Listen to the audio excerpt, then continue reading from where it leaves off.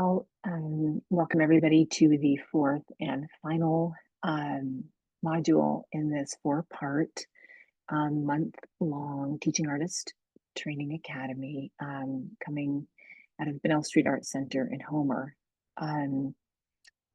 We are, of course, seeking to expand the statewide teaching artist roster, and specifically in the Kenai Peninsula Borough School District, where Bunnell has been a partner with the Alaska State Council on the Arts and the Kenai Peninsula School District in presenting artists in schools since the year 2000.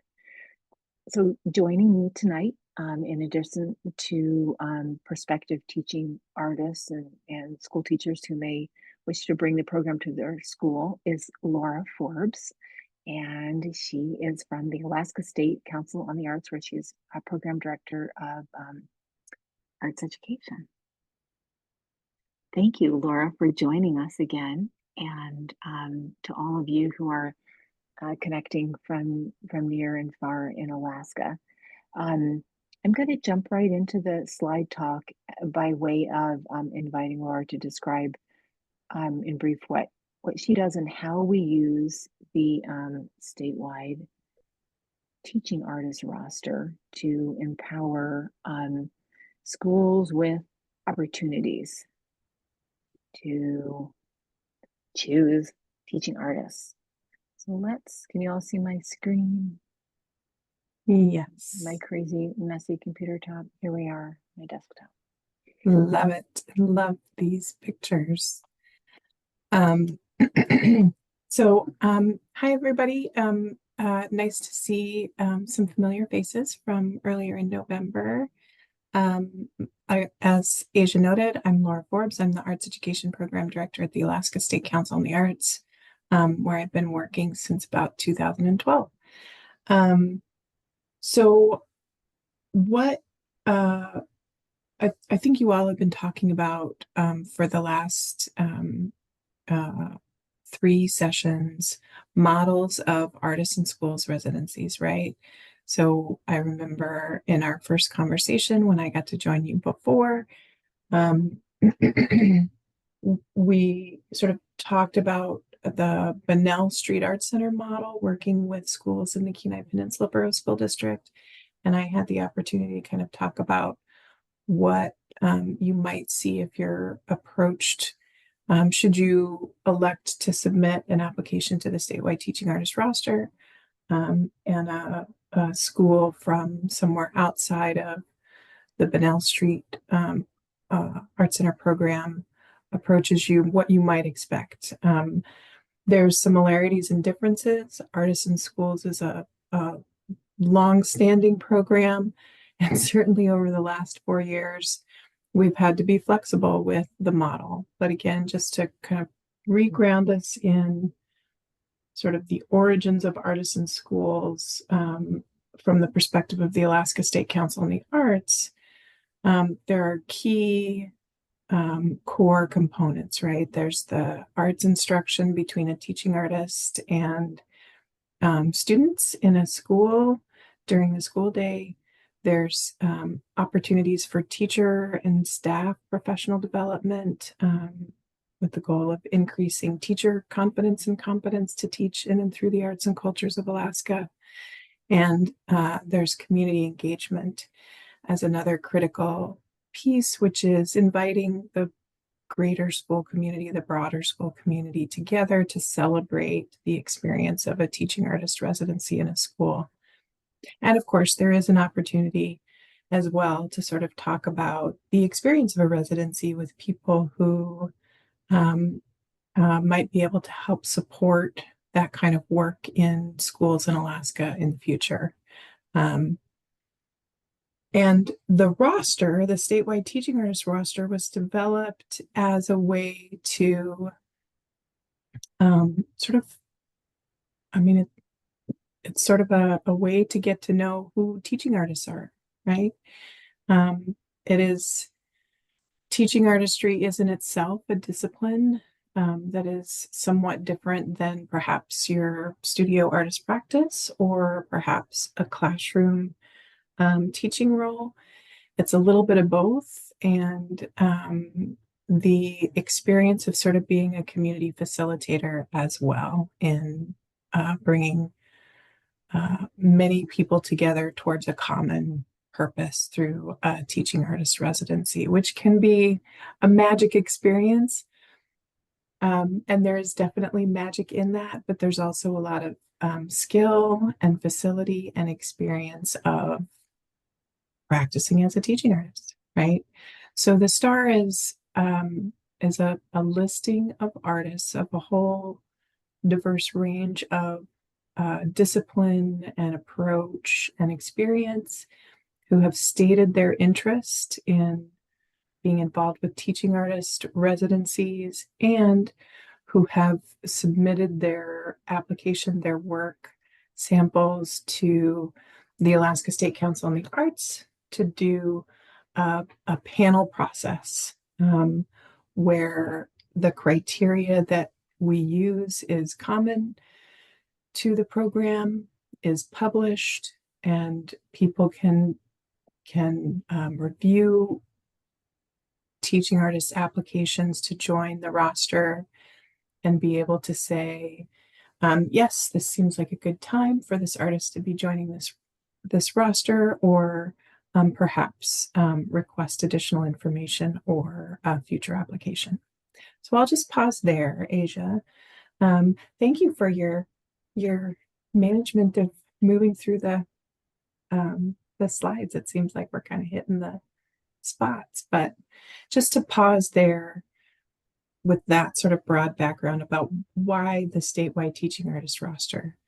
And I'll say one more thing about that before I take that pause, which is when we don't manage teaching artist residencies anymore at the Alaska State Council on the Arts. That used to be the case with the program when there was a single person and a single program. But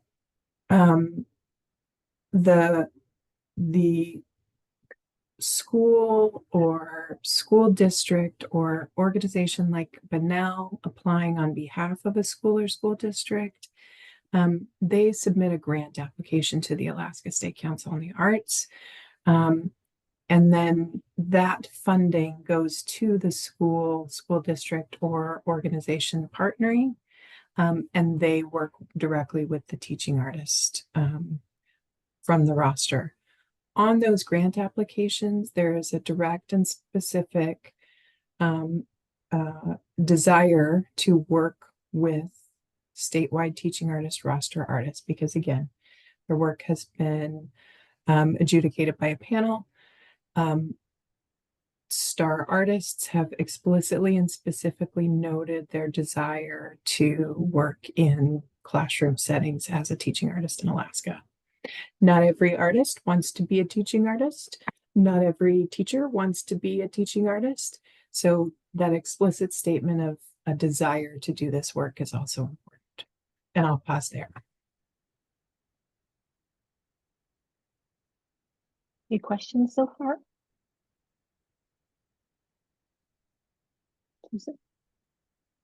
If I'm I have a question. Go ahead.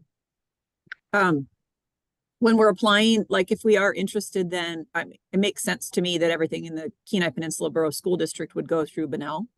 But what about if we're then open, like who takes care of anything if we're like, I'm willing to go to any place out in the boonies? I'm kind of excited actually at the prospect of that. I hadn't thought that much about it, but I was like, oh.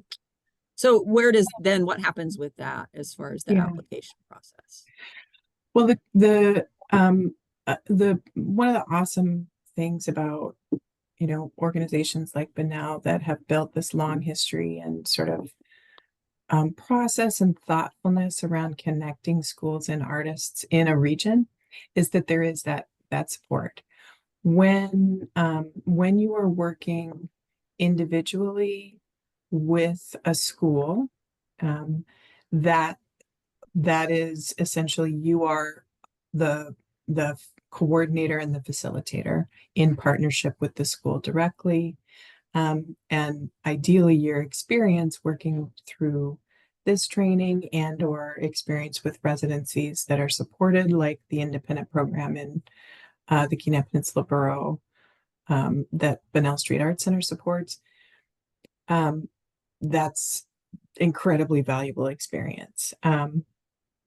Certainly the lessons from that managed program are applicable if, for example, theoretically you submit an application, you're adjudicated to join the statewide teaching artist roster.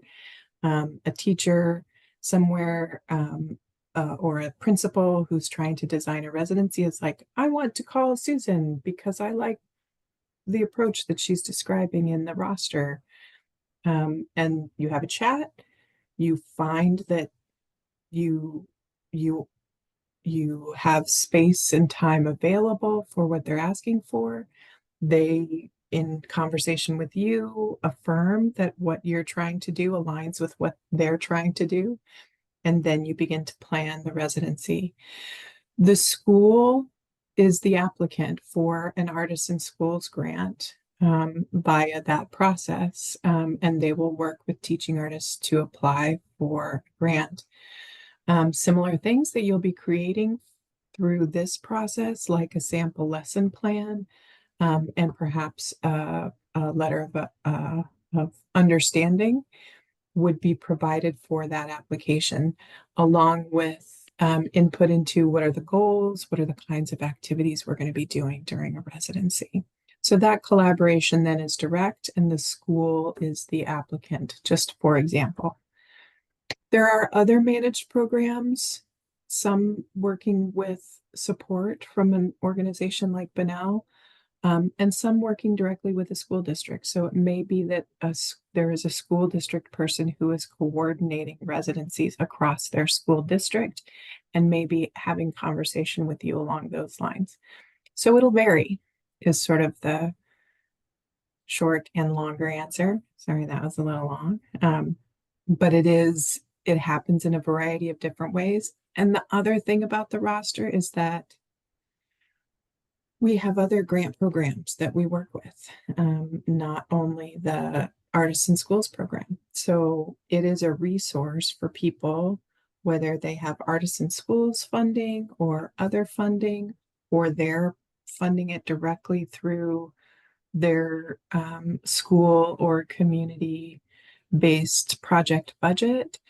It is a place to find people who have identified, here is my desire to be a teaching artist working in school settings, and here are my qualifications and experience to do that.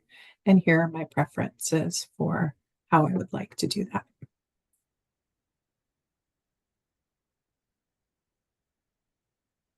Great question, Susan. Claudette, did you have a question? Well, I think partly it was answered by what she just said. I just wondered what kind of schools, like, home schools like Ideal, or charter schools, or I know an individual that has built a huge studio to teach art. Those people would go directly to you to apply for that and then find an artist that way, correct? Yes, potentially. Yeah. So Yes. whether someone is eligible to apply for an Artists in Schools grant or not, I point people at the teaching artist roster, because again, it really is a valuable thing to have people who are interested in doing this work identify themselves and what they're bringing to that table in particular. Because otherwise, like, where do you start, right? So that is, certainly beyond the Artists in Schools program, one of the valuable pieces of having a teaching artist roster available for schools. And, not every, Claudette, I kind of popped in at the beginning and you were saying, what about if I only want to work local, or I only want to work with this? That's absolutely something we encourage you to include in an application and a sort of view statement, we call them, in the statewide teaching artist roster, because it's helpful to people who are looking to identify an artist. If you want to work anywhere in the state, or two, and you're willing to travel, because that's something too, right? Is not everybody is all of the contexts are going to look different and the timing and all of those sorts of things. So being clear about what it is that you're looking for is helpful. And then assuming that you apply to and are accepted to the roster, letting me know that your desire has changed is also very helpful. So on the end of this, the side of the school that is not in the Kenai, school district, Mhm. they would go to you to apply for, to be able to get into your program, correct? To apply for a grant for the Artists in Yes. Schools program directly. Okay. Yes. Mhm. Okay. Thank you. Mhm. Susan? My question was, can we view all of the like artist profiles? So Mhm. that, as we develop our own, we can kind of be like, ooh, that's a way I want to present myself. We can look at Yeah. all those. Awesome. You sure Yeah. can. They are Thank on you. the roster. We are trying to move towards something that's a little less static than a PDF document, which is currently what it is. And I will also give you a heads up that I have some updates that need to be made to the roster um, uh, since 2023, which is the last time it was updated. So some of the information there may be a little bit out of date, but yeah, absolutely, you can take a look at the view statements and the information that different artists, including artists that I'm sure you'll recognize from there in Homer, right? Or in Seward or in the Kenai Peninsula more broadly. So, Yeah, and we'll actually do that today. And you can go back and find this PDF on the State Arts Council website, as well as a link from Bunnell's website. Right here is an example of two different view statements from two different teaching artists who have a lot of experience teaching around Alaska. Maite Agopian was just in Homer, coming down from Fairbanks to teach puppetry during her month-long residency at Bunnell. She did her community engagement component was in schools. And Deland Anderson has left Homer numerous times to go to very rural communities with a small pup tent and a sleeping bag. And he's pitched his tent inside of the big school, often in the art room or the library or something like that. And then spent his days, teaching in the classroom and eating at the cafeteria. And yeah, but those schools wouldn't know about him if he wasn't on the statewide teaching artist roster. So that's how they've been able to connect with him. And Maite Agopian applied for an artist residency at Bunnell, but because she had a vision for working with school kids, we were able then to mention her to all of the schools in the district, who had the option of participating, and a local Homer school chose to work with her. So this slide gives you an example of how, in the sort of succinct way that you will be described in the roster.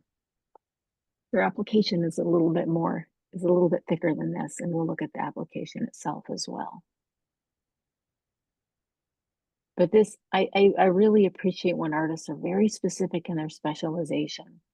This is what they like to do. This is what they can do. And then when they describe age levels, that's really key, right? Because if Art Canninger doesn't make it clear that he works with high school students when teaching metalsmithing, then we'll get all kinds of schools interested, and it's just a tease. He's not going to teach kindergartners to make silver rings. Were there more questions or any observations about those statements that you would like to look at? Or would you like to look at the application itself now?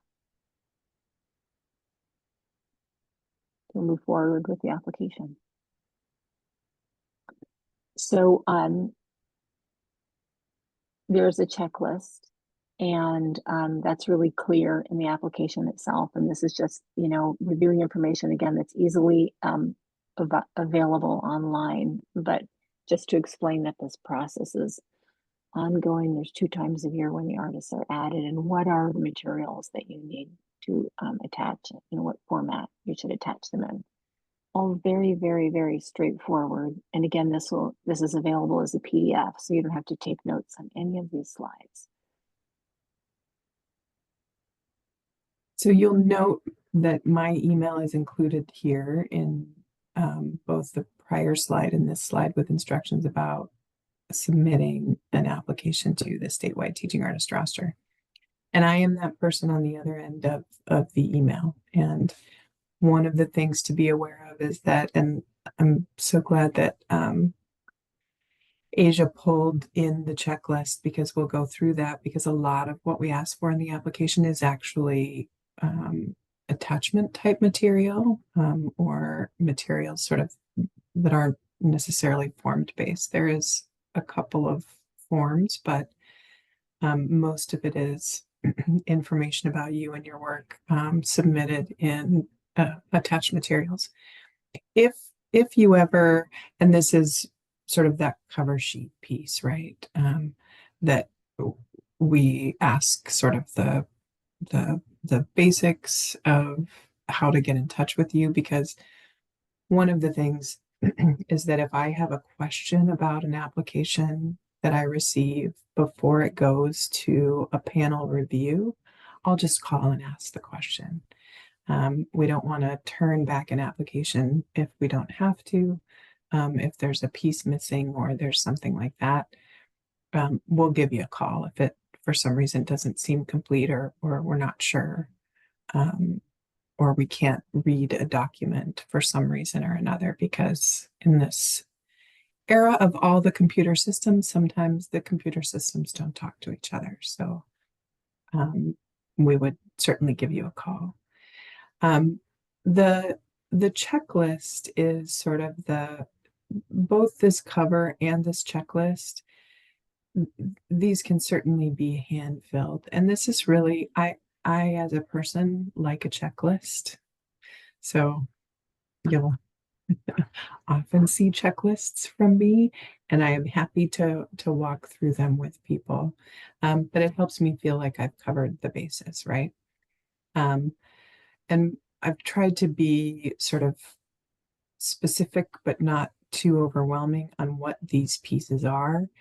And some of these things are things that you'll have been sort of learning about and working on in this session. So it's a very practical, relatable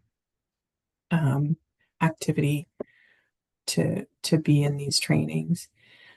Sample lesson plan is one example of that. We're going to look for a sample lesson plan within the application to the statewide teaching artist roster. And we're also going to look for artist work samples. I get questions about, well, what work samples are appropriate? And in the guidelines, we have some sort of more specific information about, because a work sample for a visual artist might be very different than work sample for a performing artist, right? So we try to provide some detail about that, but that's also something that I'm happy to just consult about. And one of the things I tell teaching artists about submitting artist work samples,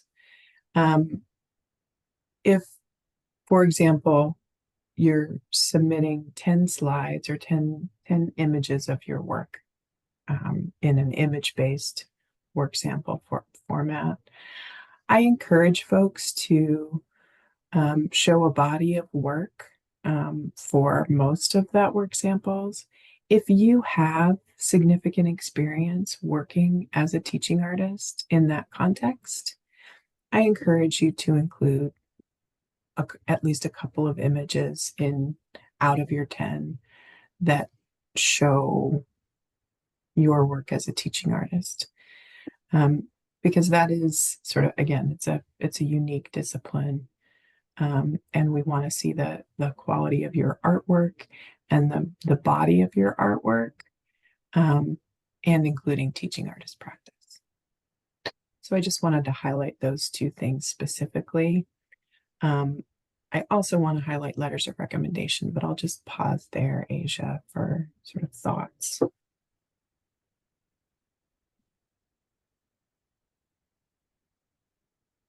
Or questions.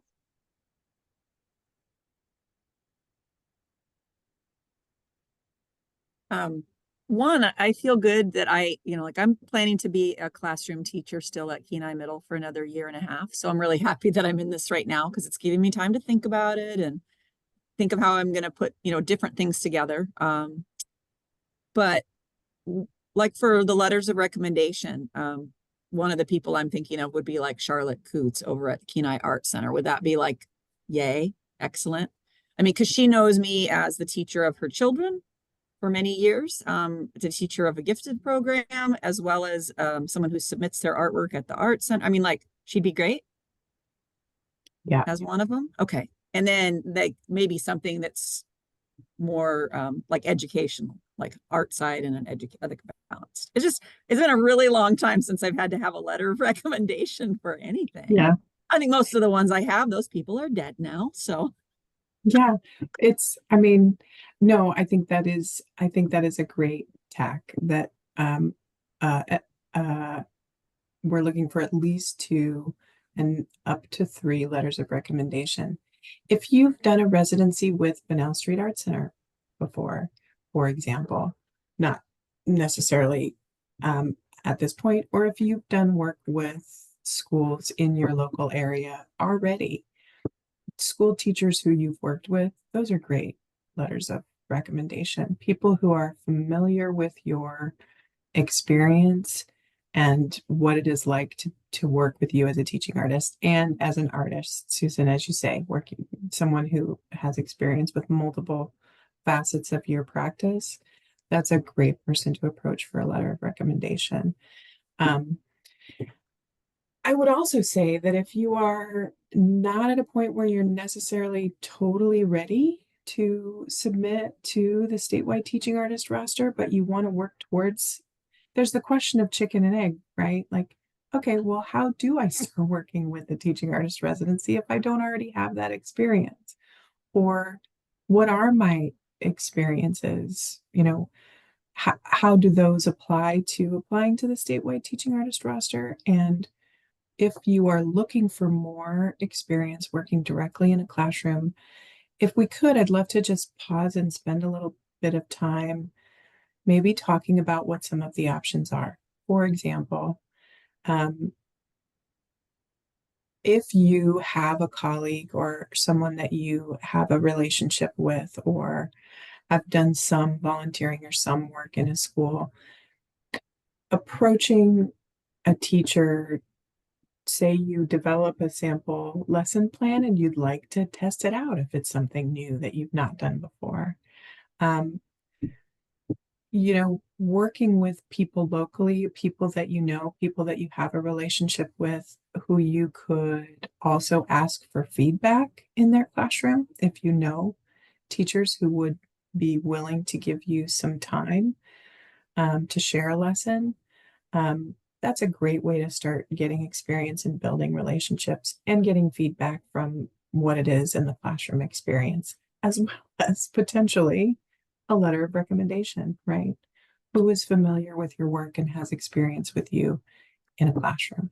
So that's just one idea, but I'd love to just sort of open that conversation about if you aren't already an experienced teaching artist at this juncture, how do you get that experience and how can that come together and what can be applicable? Asia, do you have any thoughts? Well, one thought I do have, Laura, and I'm so glad you paused here, is that typically artists in schools, teaching artists need more support in the classroom than they have. I mean, schools will strive to provide adequate parent volunteers, but often 1 or 2 more would be extremely helpful. And if that's an interesting way for you to get experience, learn, practice, observe, take notes, even if you're not a visual artist, but you just want to see, how does Charlene do it in the classroom?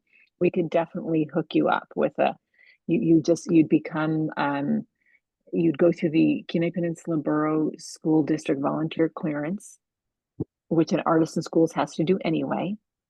So you go through this very brief, I mean, it'll take you half an hour or less to do it online. Then you're eligible to be a volunteer, and then you could come in when a teaching artist is at work in a school and be a volunteer for all or part of that time. Just as any volunteer, you can establish some of your own rails, but what a great opportunity it would be to just assist and observe and take notes about what you see working effectively. We have musicians, we have visual artists, we have people working in theater, all the different areas. I haven't been a teacher like a lot of the people that are in this group, but I wanted to be one as a young woman. And now that I'm older, I'm actually going to college, and I'm in my last year at UAA, trying to get my bachelor's degree in art. And so in one of I took an art education class, so I had to do an event, and I did that over at the gallery in Kenai, and had like a gallery walk, and that was some really good experience. And then I also do workshops at my church for, people from little kids all the way up to senior citizens. And so I coordinate them. I don't always do every one of them, but that's been a good experience. And then my grandchildren are at a private school, and I really love going through this workshop because I was just kind of shooting from the hip, and all of the areas that I've had to deal with have been brought up as far as how to, manage a classroom.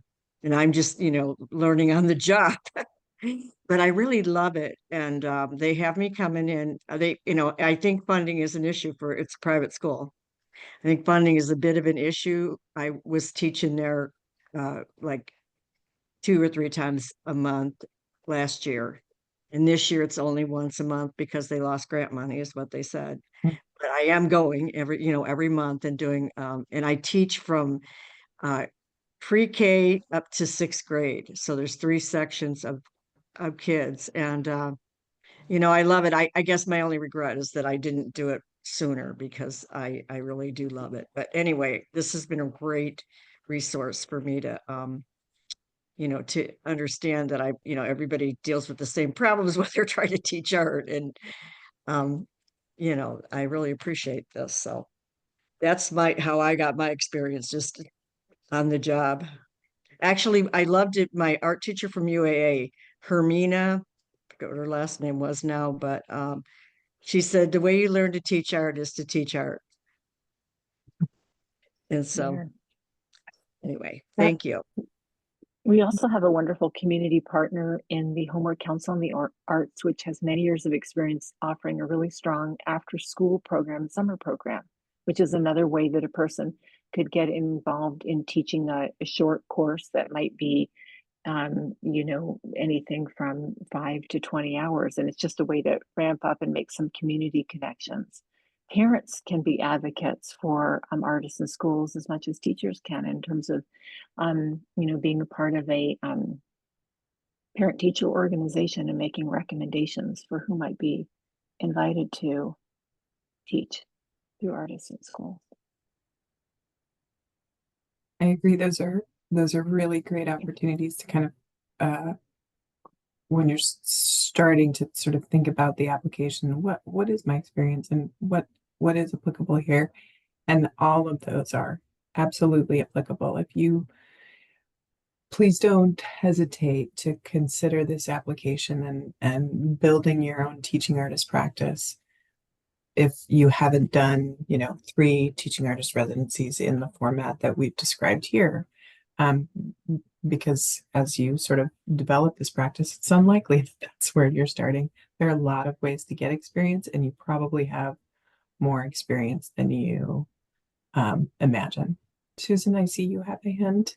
Just thinking of a couple of other, like at least in the Kenai area, and I would imagine this would be similar in a lot of other medium-sized communities, like the Boys and Girls Club. They're getting a new facility in Kenai where it was they're switching locations. And so I Yeah. think, and they're doing, they've expanded some of their programming. And then public libraries definitely would be a good place to do like little mini workshops. Oh, I'm totally. also really involved with Kenai Local Food Connection. And we've actually started partnering, we've done a lot of partnering with Kenaitze Indian Tribe, but we, like there's a gal that does some of their youth programming. She's actually the coordinator for the greenhouse that's over on Beaver Loop Road. But she Mhm. does art with Willow King over at the Goods and the Sustainable little grocery store and restaurant there by Spinard Builders. And so we're trying to like incorporate, there's weekly different kinds of upcycle art, and like they did some painting projects and I don't know. So I think there's every community, you know, even if it's through the library or a coffee shop or something, might have a little bit of a way for an artist to get in and be like, you've got a couple students, see what happens.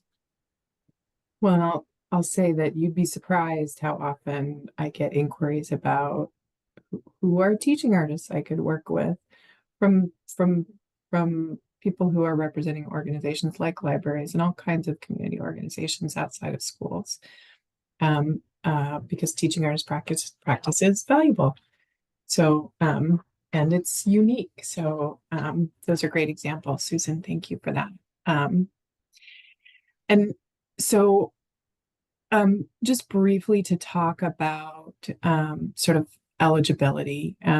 Are you currently a resident of Alaska? And aside from that, are you in residence in the state of Alaska at least 6 months of each year? Over time, people's lives and situations change. A number of years ago, the council decided that the statewide teaching artist roster included artists from out of state who weren't residents of Alaska. And over time, the council decided that they wanted to really focus in on supporting Alaskan artists through the statewide teaching artist roster. So to be listed on the roster, to be adjudicated to be on the roster, that is one of the things that we ask, is that folks are currently a resident of Alaska when they apply, and that they are in residence in the state at least 6 months of each year. Also, that folks can provide a W-9 and either a social security number or an ITIN number, should it be requested by ASCA or by an organization employing you as a teaching artist. So schools, for example, or the Bunnell Street Arts Center, if they are requesting a W-9 from a teaching artist, it's something that we ask that you be prepared to provide. As far as that paperwork and how that works for Bunnell, Asia, is there anything that you wanted to kind of add specifically? No, we'll just with our memorandum of agreement, which we've shown in previous sessions, in the orientation session, Yeah. and just as a reminder, that's also available right at Bunnell's website under the Artists and Schools tab. When you look at artist requirements, you'll see our memorandum of agreement. And if we don't already have one on file with you, because we employ artists for so many different reasons, we will certainly just solicit your W-9. So we'll give you that form too. Either stop by the office and fill out, or just mail or fill out electronically and get back to us. Awesome. And then the last thing on this checklist is, are you able to pass a criminal background check indicating you're not barred from working with children, the elderly, or vulnerable adults, should it be requested by ASCA or by an organization employing you as a teaching artist roster or as a teaching artist? And Asia has sort of talked about the process for working within a Kenai Peninsula Borough school and the volunteer process. One thing, again, to keep in mind, that as a teaching artist working in an artist in school supported program, the requirement is that there is a teacher or school staff member with you at all times in a classroom. That is for the protection, certainly, of students, and certainly of you as a teaching artist, and of the experience of a teaching artist residency, right? That it's not a substitute teacher. It's a an opportunity to partner to create a teaching artist residency experience with students. Um, in the Kenai Peninsula Borough, it works this way. And if you are joining the statewide teaching artist roster and you are interested in working in schools and with organizations supporting schools and school districts, one of the things to be prepared for is that all of those processes are similar but slightly different across the state. We have 53 now school districts, and they may use different processes and have different requirements. It's important not only that you feel comfortable certifying on a STAR application as regards background checking, but that when you are having conversations with school districts and schools to ask about what their policies are for safeguarding, for background checks, for experiences in classroom, so that you're already aware up front what folks are looking for and not scrambling to get some sort of piece of thing in place right up against a teaching artist residency.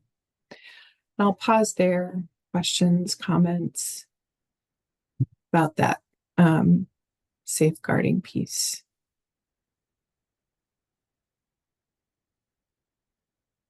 Awesome.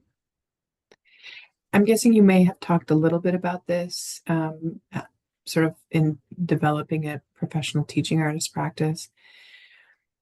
Depending on how often you're doing residencies and what sort of the different experiences are and requirements in different contexts, you may decide that you wish to get a business license through the state of Alaska.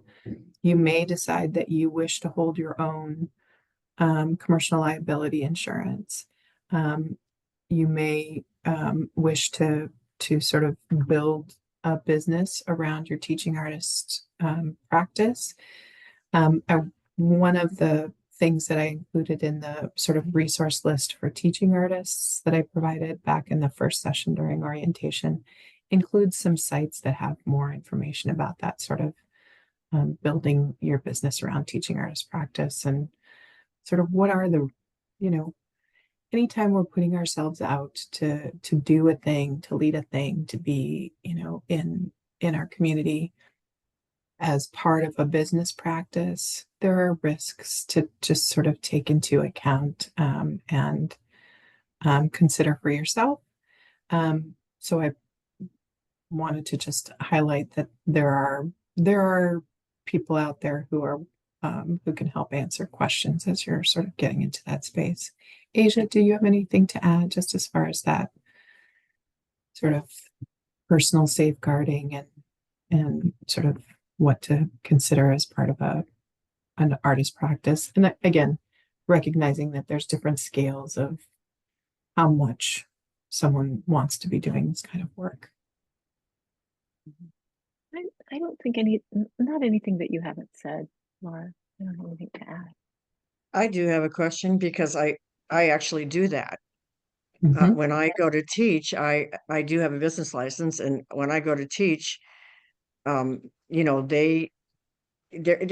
still don't really have the answer to this problem, but I save all my receipts from all the supplies that I buy, but they actually, consider that as, wages. And so my tax person is telling me that I'm going to get taxed on it. And the borough, Kenai Borough, is telling me that if it's connected anyway to the school district, that I don't have to, a nonprofit.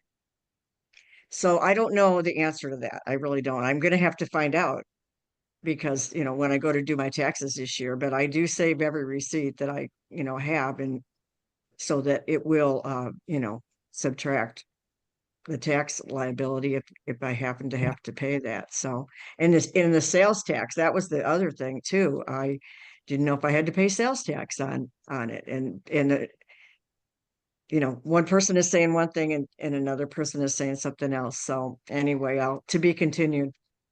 Yeah. I mean, I think that's definitely one of the things. Again, there are some great resources out there for professional artists as far as like, well, what can I deduct as expenses if I am filing as an individual or an LLC, or what is my whole thing?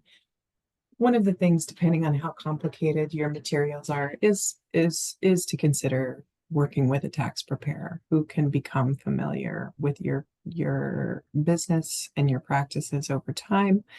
And I I certainly am not a tax accountant, so hesitate to sort of give any recommendations around anything like that.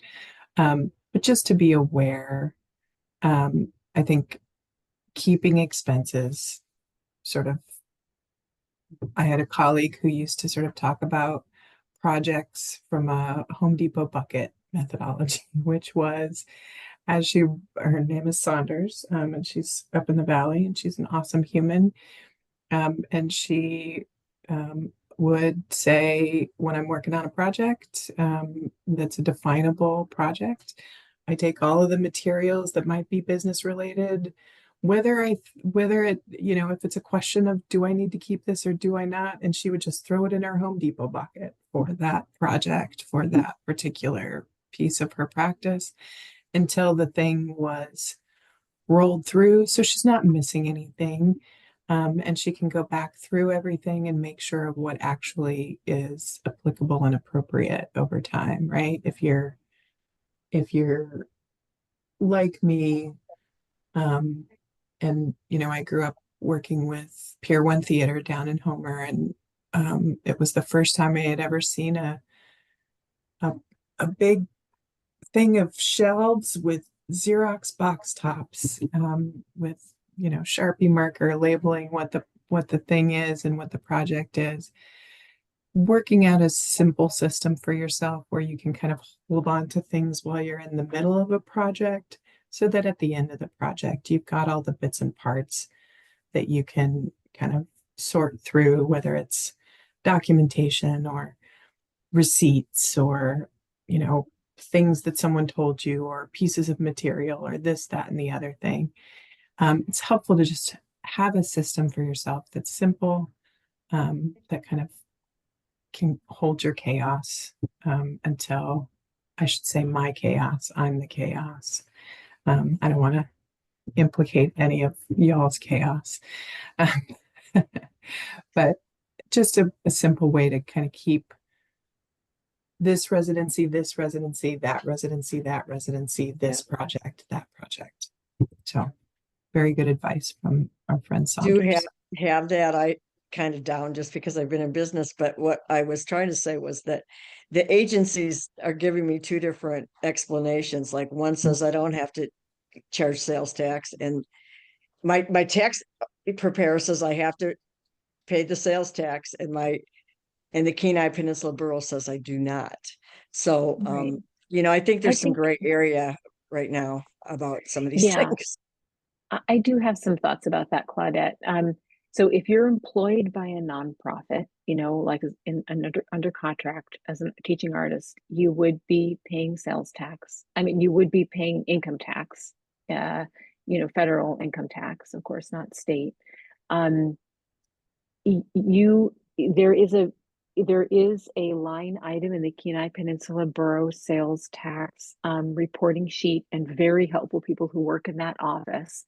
You can explain your situation, but when goods are sold to a nonprofit, you do have the opportunity to enumerate, to break that down in your sales tax reporting, and you do not necessarily have to pay sales tax for goods or services sold to a nonprofit.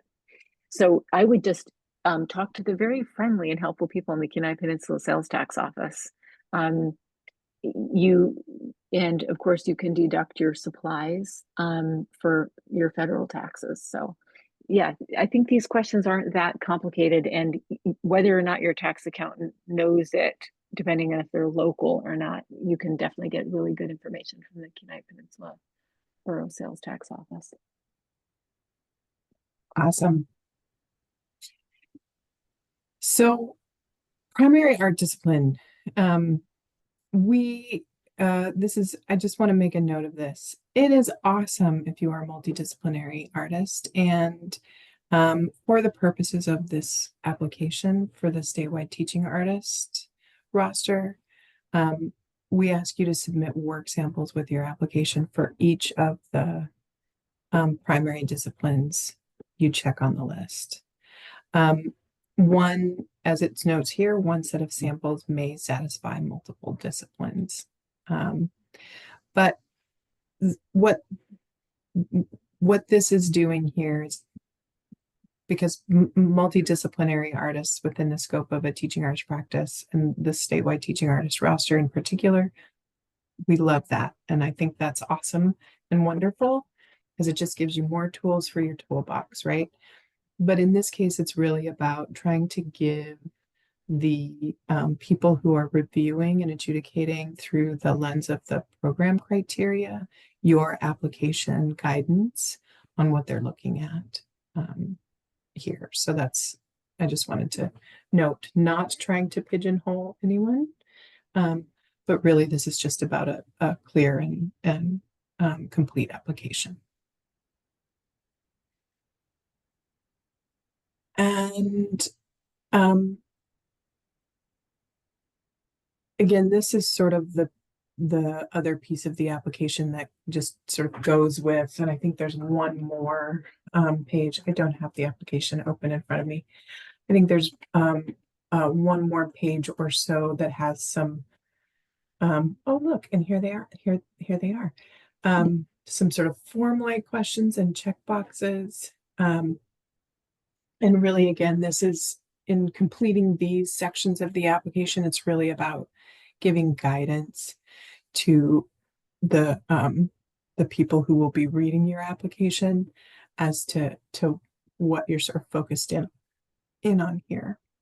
And this is the great place where you know, you may be a multidisciplinary artist, you may have checked multiple disciplines on the prior table. This is an opportunity to really kind of expand a little bit on this, right? There are some specific examples here, visual art with a focus on mural design and painting might be an example of more of specialization. Or again, you can have multiple specializations, but it's just nice to really kind of get a little bit deeper of a sense of how you kind of put it together within the primary disciplines that you noted on the prior page. And it does not hurt when someone applies to the statewide teaching artist roster if they are part of other local teaching artist rosters. I think in the orientation session, we noted that there are a number of other communities that are working on or have developed local teaching artist rosters to work within the context of an Artists in Schools independent program. And those communities include Fairbanks, Juneau, and Kodiak, for example. So that's what we've got here. And that is a really wonderful picture that we're looking at. Is that book arts? Is that printmaking? Yeah, this was Charlene Klein's unit at Chapman School, where the children, or actually no, this was at Tustamina, where the children did they did paste paper making, and they bound books using rubber bands and pencil for the spine of, to hold the stitch, the spine, and yeah, just a folio of 8.5 by 11 sheets folded, so they made their own little journals. I love that so much, and I love that I can see the way this artist put together her book with the pencil and the rubber bands. I love that it's not a brand new pencil too. That just makes me love that picture so much. That's awesome. Yeah. Japanese stab binding would traditionally be done with a branch or a piece of wood. Yeah. But I like the pencil idea. Then you always have a pencil. Yeah. You always have a pencil. That's right. Love it. Questions or comments sort of on specialization and this piece here?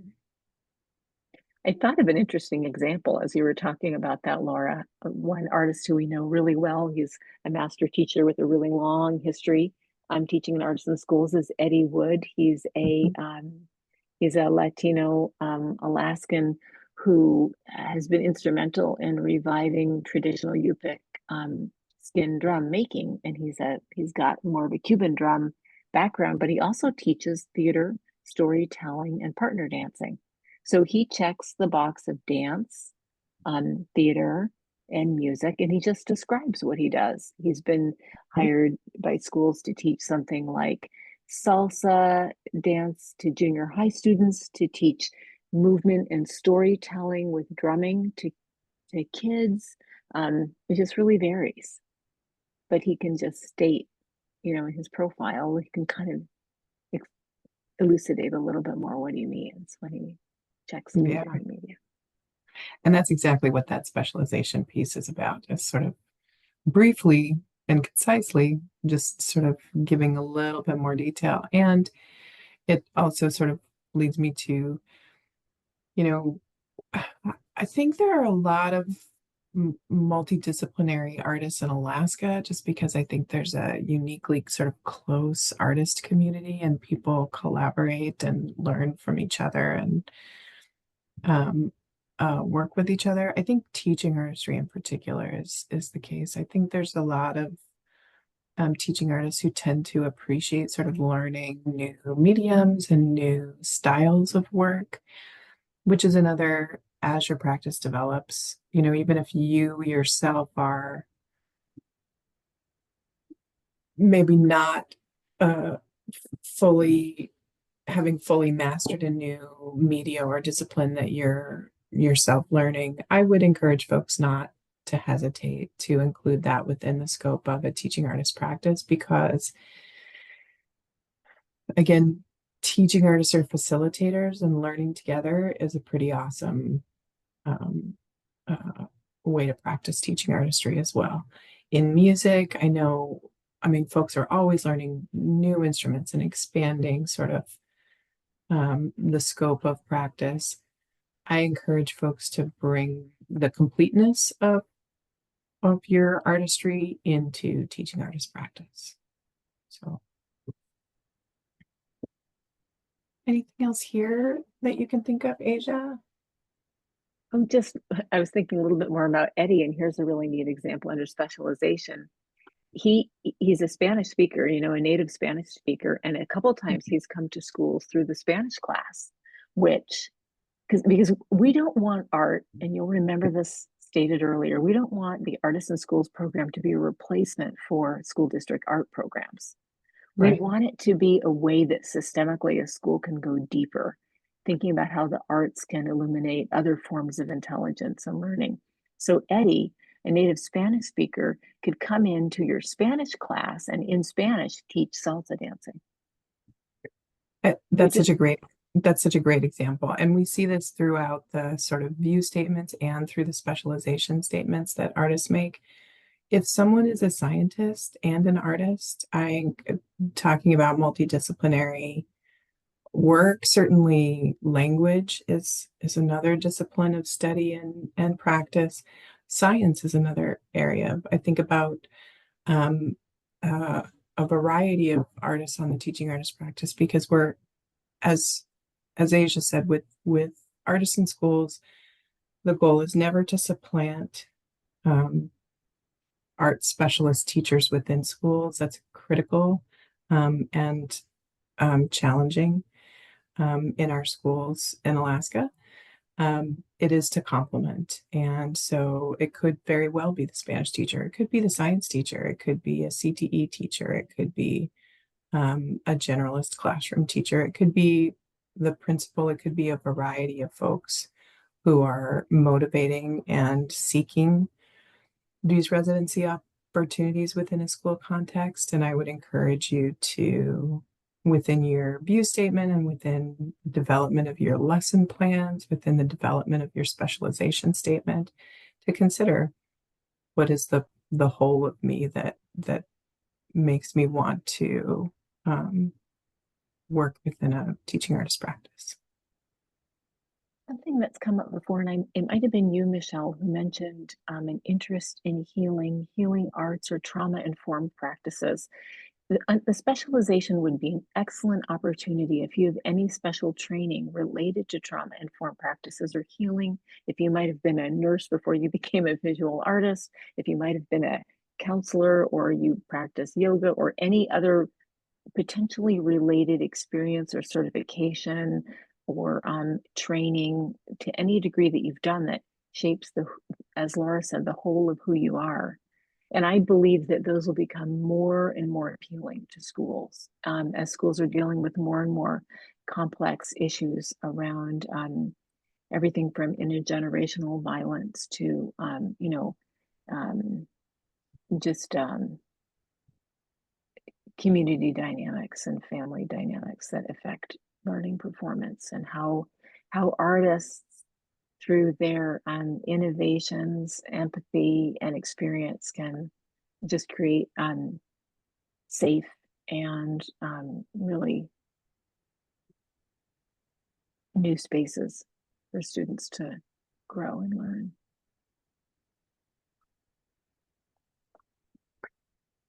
So this is one of the places where you sort of have an opportunity to voice your sort of preferences.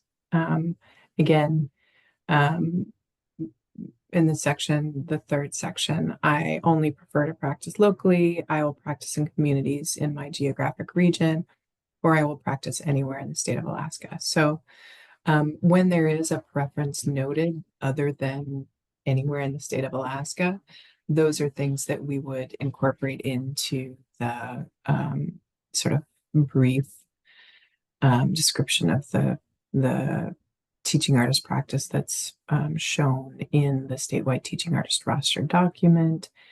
Likewise, anything that's checked other than all ages. I will note here, again, some of this application form, the paperwork was updated last year. And I added a couple of categories here that won't necessarily show up on the statewide teaching artist roster at this juncture. You'll notice young adult, and mature adult.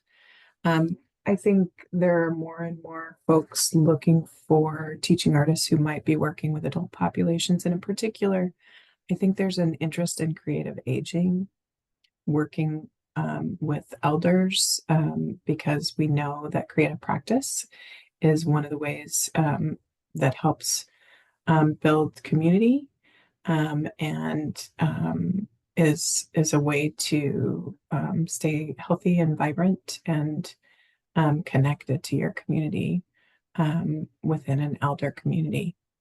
So some of those things won't necessarily appear explicitly on the statewide teaching artist roster, but it's something that we're looking at within the scope of our work at the Alaska State Council on the Arts as related to the needs in Alaska. Similarly, the roster currently is set up for working within the scope of the Artists in Schools program, which is generally residencies of 2 weeks or more.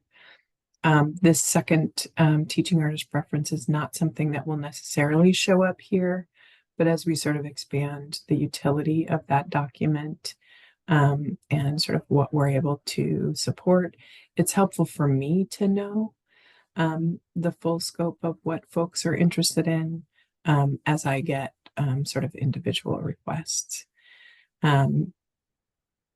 Questions or comments about sort of preferred settings and populations and how what the utility of this is? I just have a comment. I talked to Asia about this earlier. I had been back to the Midwest, which is where I'm from in Chicago. And I have a sister-in-law who is in a wheelchair and homebound. And there's companies out there that are running businesses and they teach everything online to the elderly when they can't get out and go take an art class. I wanted to be an art therapist. That was kind of originally the direction I wanted to head. But anyway, it gave her such a purpose. The way they ran it was they would, show them the project, and then they would pack the boxes of the kits and mail them to the people. And then they would work on their kits, and then everybody would get together and show what they had made. And um, it was really giving her a reason to live. And so I really feel like that is such a really important thing. I don't know. I even went to the school district and told them, there's got to be a way to reach some of these people that can't get out. And because art is so healing, it's so good for, the mind, and just to give yourself a break of everyday cares. But anyway, I just wanted to say that. And she's no longer able to do it, and it really bothers her. She's very good at making paper cards and that type of thing, and she was very, very talented. And so anyway, it's just something that if I was younger, I might start a business like that, because I think it's important. Yeah. Mostly. I would like to make two comments about that, Claudette. One is that every year the senior center has contacted us to ask if we have artists who want to offer programs there. So this roster is a great resource locally and statewide. And the other thing is we're in a moment, as a nation, as a world, where we're thinking about art and healing in much more immediate and innovative ways.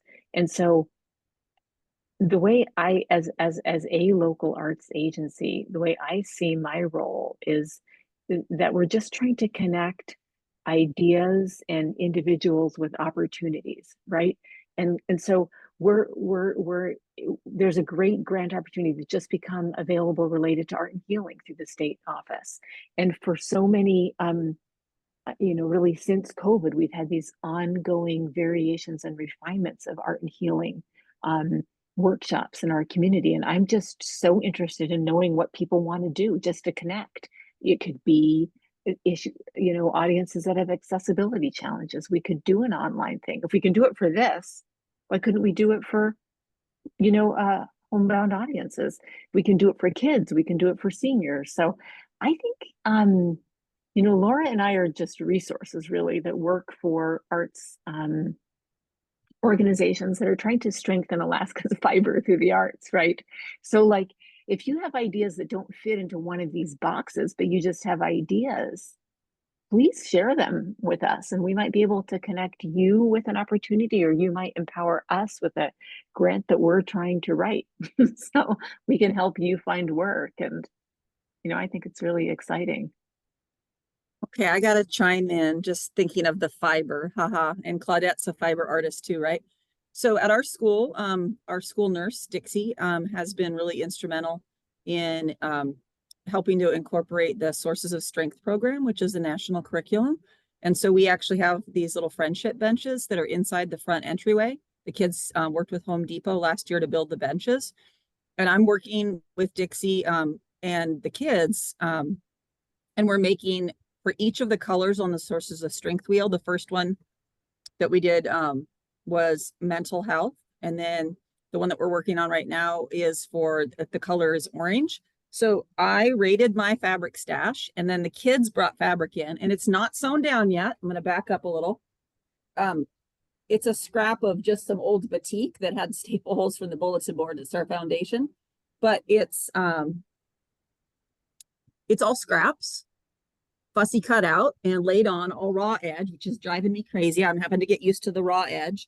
But then the kids this one girl has been working on this one the last couple of days after school.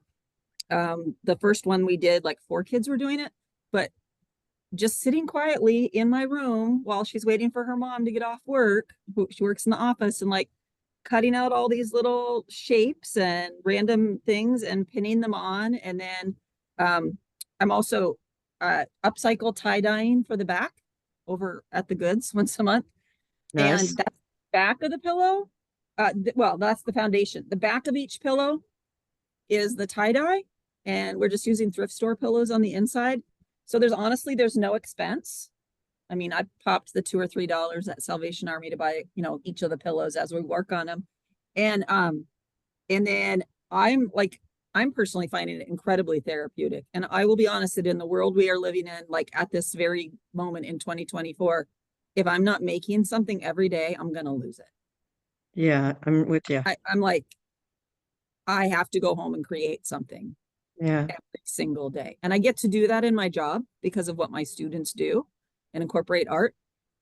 But, and also another side, when my mom's in her 80s and she quilts every single day and donates quilts, and Well, like, there's a fiber show at the Kenai Art Center in February. You could enter one of your pieces in there. I will check with Jan Wallace or somebody to find out Yes, more about that. Janice in the group. Yep. Fantastic. I need to get to know you in person, Claudette, at some point. I recognize you. I've seen you. You've come through my booth or something. I'm not sure Awesome. where, but Okay. yeah, it sounds exciting.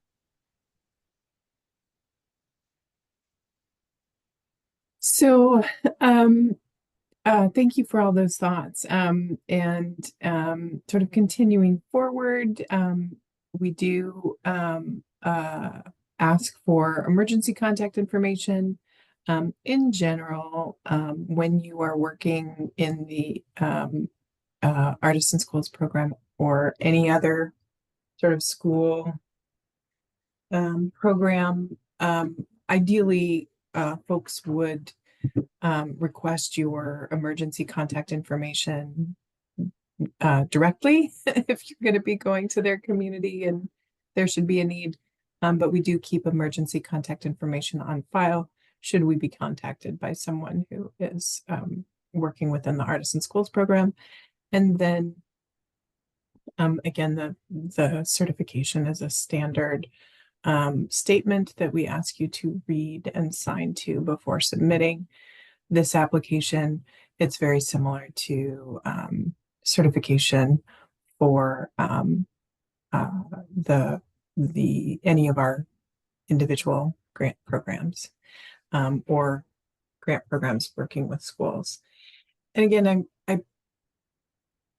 I probably mentioned this in the overview, but one of the things I encourage artists, whether you're on the statewide teaching artist roster or you're not at a place where you're quite ready to do that, but you are doing some work that could be eligible for support from grants in our arts education portfolio, I encourage artists to be aware of the grants available at the Alaska State Council on the Arts.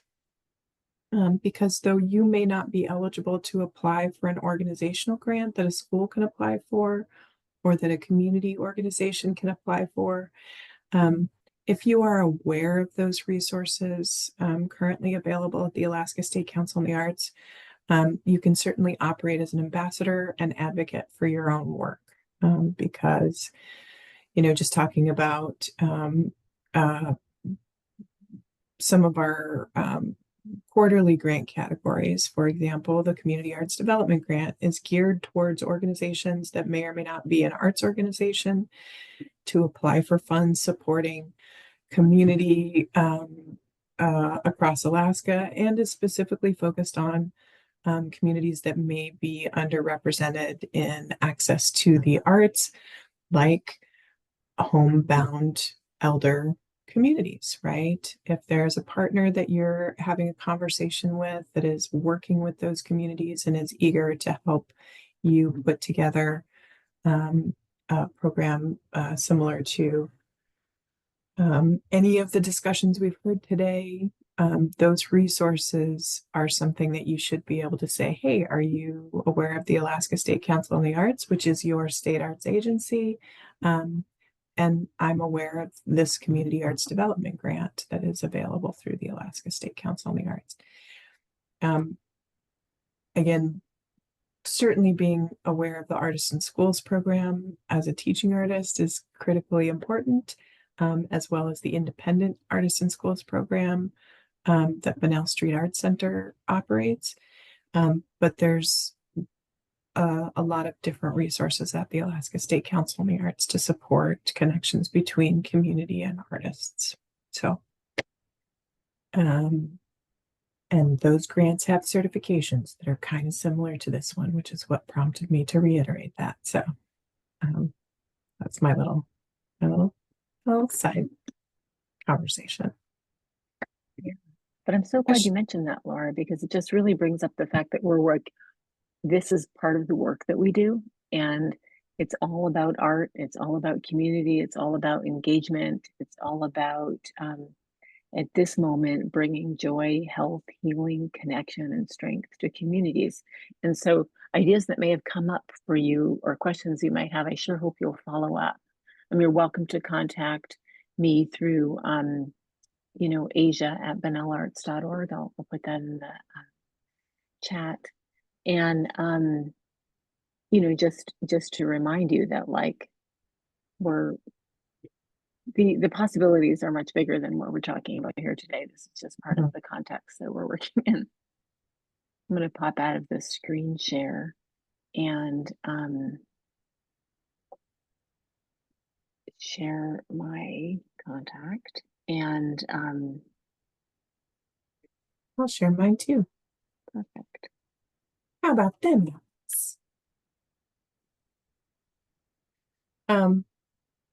And the other piece that I just wanted to sort of mention is speaking of being an ambassador for resources, the statewide teaching artist roster application is open. You can submit an application to the Alaska State Council on the Arts at any time.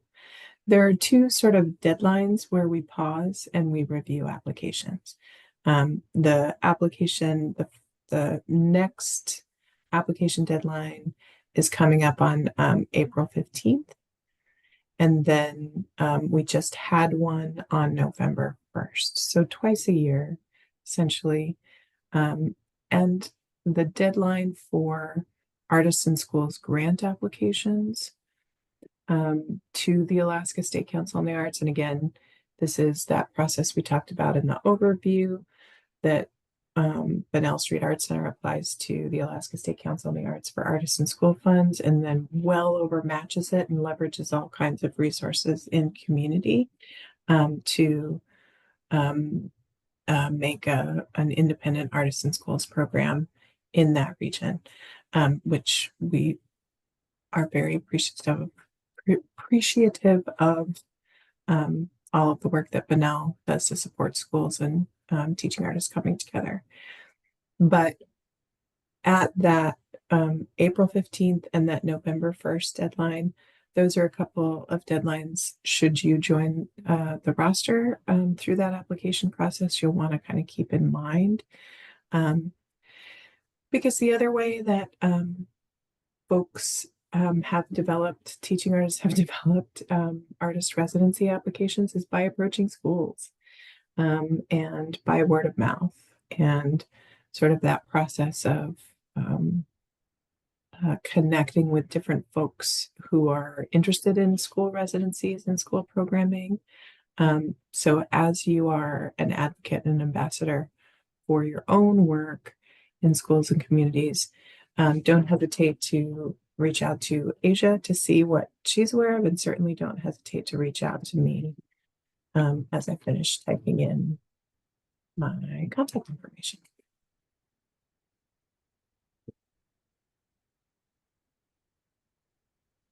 And I think that's all I got, Asia. Yeah, me too. I mean, we're here. We're really interested in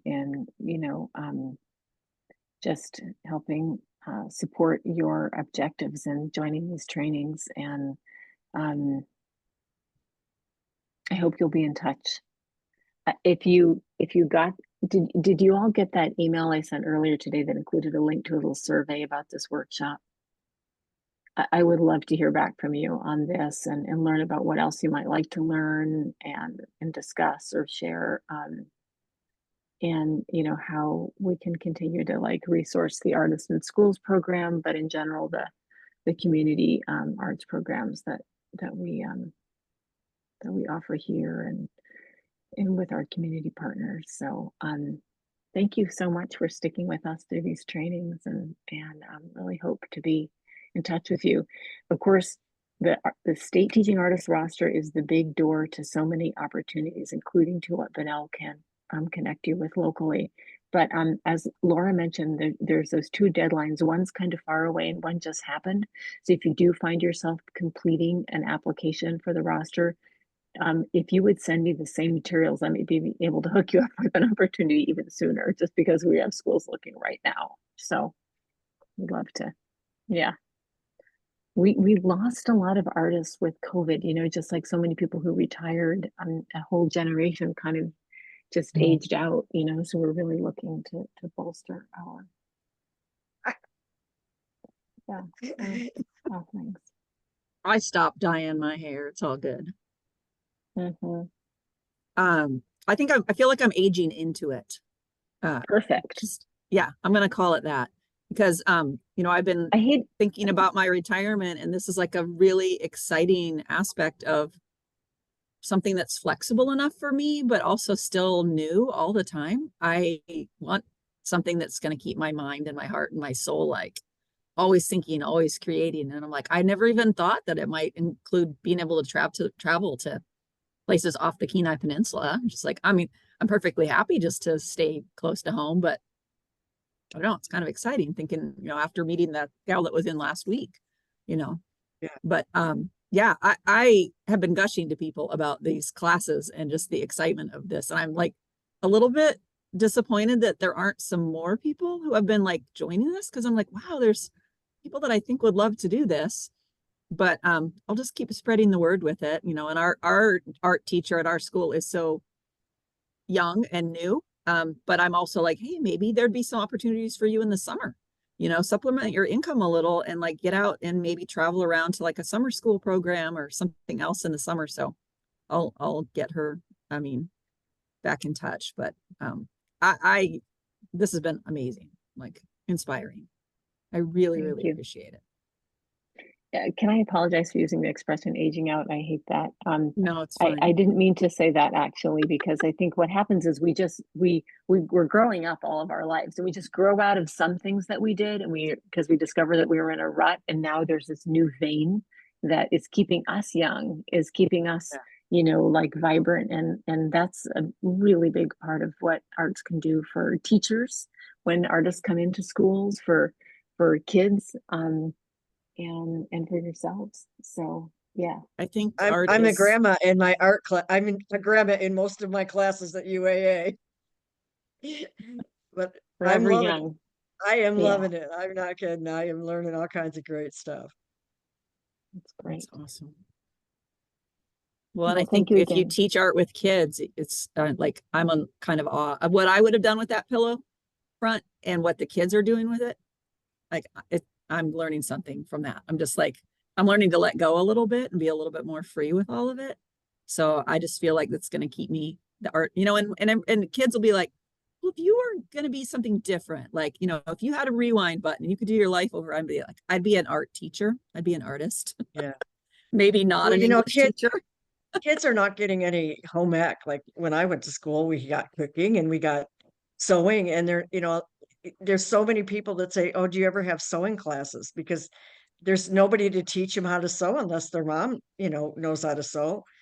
I mean, maybe they're local, at our school. We have 2 male home ec teachers at Kenai Middle School. Yep. And one of them works in a restaurant and one works in a B&B in the summers, and they do all the food and sewing projects with the kids. Awesome. So guys are all like, yeah, I can make pillowcases and pajama pants. But generally, they really are missing in most schools. And, yes, they are. Everything from using a needle to using a sewing machine is one of the many things that artists in schools could be doing. And you could be, to indigenize it, you could be teaching through sewing cuss books. I mean, there's just so many ways that you could just, really do a lot. So it's a great skill. I mean, and I at least taught my sons how to sew buttons on it. If they need it. My son, my husband owns 2 sewing machines. Our son got one for his 8th birthday. What a nerd, right? No, He knows how that's to very use it. cool. That's great. Okay, thank you again so Thank much. you. Fantastic. Thanks, Been great. everybody. Bye. Have a wonderful Thanksgiving.